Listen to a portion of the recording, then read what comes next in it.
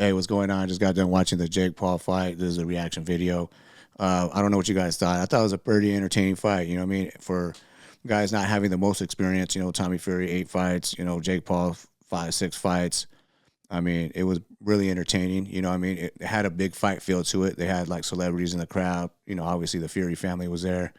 They had Mike Tyson, Uncle Mike. He was there. I mean, Logan was there, got on the mic at one point between rounds and acted a full bit. But yeah, it was an entertaining fight. I mean, it was like I felt like Tommy Fury came out a little bit more busy. He just busy, just guns, not guns blazing, but just behind the jab, throwing a lot of jabs out there, getting But the one thing with Tommy, I felt like he did a little bit better job in this fight, but he smothers his punches a little bit. I feel like he throws a jab and he kind of moves forward a little too much, and then it closes the distance a little too much where he can't get off on the range and really land his power shots. But he did a good job in this fight. Like he started off that way, and there was a lot of clinching involved, like throughout the fight. And we'll get into that.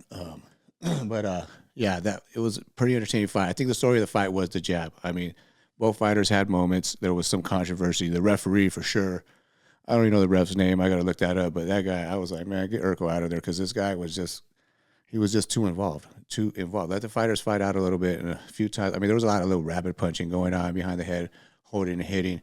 But he took a point away from both fighters at when they were basically both doing it. They were both holding and hitting. I mean, it wasn't really. It was, but yeah, split decision.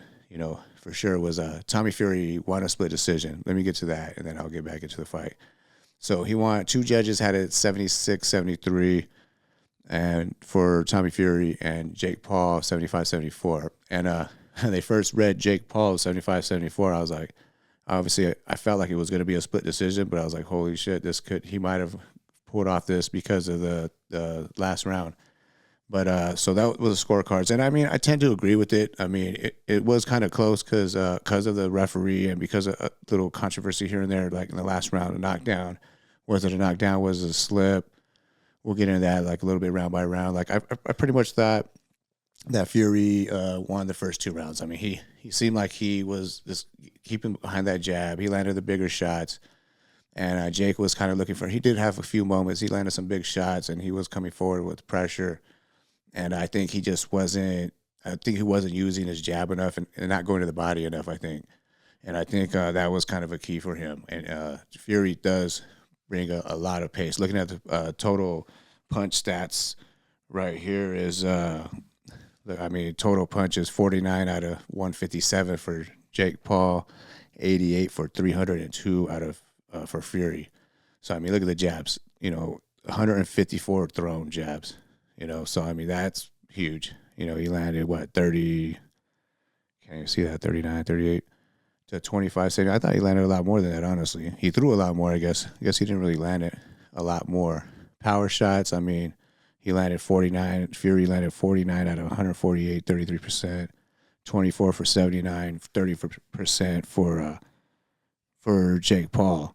So I mean, I think that the jabs. I thought the jabs would played a bigger role than that. Honestly, I didn't think they were that comparable. I mean, it was just Fury was throwing a lot more. That he kind of was using it as a little rangefinder and just popping it. And he had a good jab. He really has a good jab. Nice right hand. I like how he was throwing that right hand to the body too, because I felt like Jake Paul was kind of anticipating a right overhand or a straight right and would duck down a little bit and leave his body open. And early on, Fury was doing that, but I wish both fighters would have mixed it up more to the body. Like Fury started landing some uppercuts, nice, but Jake Paul still had his moments. I mean, like Jake Paul, like he was timing that, because he wasn't really landing the right hand like he wanted. I don't know if he landed a huge right hand in this fight, but he did land a couple of nice left hooks. And I was noticing right from the beginning, like first couple rounds even, he was landing it, nice little check left hook, that a counter that he was catching him with it. And I was like, man, the fight goes on. This could be money, if he can tire out. Or even if Fury tires himself out by just pushing that pace too much, by throwing too much volume. And the big event of it is, I mean, you got to think about it. Fury had a lot of pressure in his corner. I mean, his whole family was there, friends, country, everyone's behind him. His dad's and brothers saying they're disowning him, like, don't bother coming home if you lose. And they were supposed to make this fight for like 2 years already. So, I mean, he pulled out a couple times and couldn't get a visa. It was a bunch of stuff, that it just didn't happen, you know what I mean? So, and all came to Fury like he was afraid of Jake Paul or something, but I don't think like the outcome of this fight, though, I mean, like the last round, or let me get back to it. Like, as far as like so the referee, I don't can't remember exactly what it was. Like first two rounds, I felt like Fury won those, and the third round, I thought Jake pulled that one out. He landed a couple big shots like on Fury that round. Seemed like he had him a little rattled or hurt, or at least he definitely felt that power. The middle rounds were kind of like I was kind of just I wasn't really scoring it. I was just kind of looking at it, but I felt like Fury was kind of controlling it.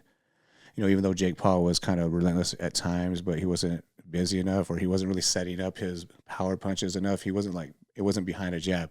Like everything Fury did was kind of behind a jab, even backing up, even going forward. Like it was a little bit behind a jab, whether it was landing or not. I thought it was landing more, but I mean Jake Paul was winding up, throwing haymakers, and some were landing here and there. He was timing them nice, and I think he would have went to the body a little more and just started jabbing more. When he jabbed, he was lunging a little more, and maybe it was the height of Tommy and the reach that he hadn't really had to fight before. That kind of gave him that, where he had to do that kind of like a Robert Whitaker, where you're just lunging with that jab.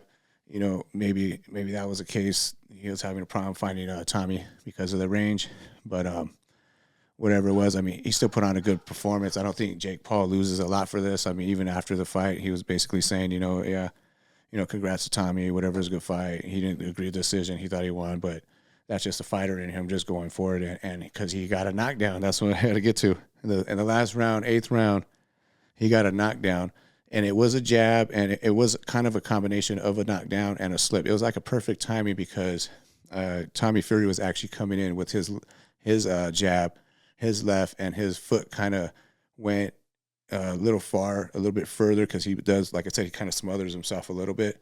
So he ended up reaching and didn't really have his foot all the way, like he wasn't all the way underneath him, his left foot, if that makes sense. Because he kind of, as you could see in the replay, like his foot kind of just comes up like this as he, at the exact same time he gets hit, because he's like kind of extending his foot like way between like kind of Jake Paul's legs like into him.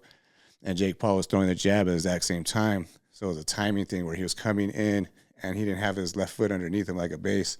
So it was a little bit of both, but he did get hit. It was a clean punch. And there was earlier in the fight, like a couple rounds before that, where Jake did catch him with a big jab, like where it was boom, like, oh, damn, he looks hurt. And Jake kind of jumped on him a little bit, landed some shots, and had his moments. Like I said, Jake did have some moments. He showed a lot of heart in this fight. He took a lot of big shots. I mean, power shots, 49 power shots out of 148, and even a lot of those they're missing, but they're still landing on your gloves, they're landing on your arms. I mean, your body, your elbows. I mean, he took some damage in this fight. He also inflicted some. There was a headbutt, I think, in the 7th round, which leads me to, I don't know if everyone's seen that Mike Perry conspiracy where he got the script and he posted on Twitter saying that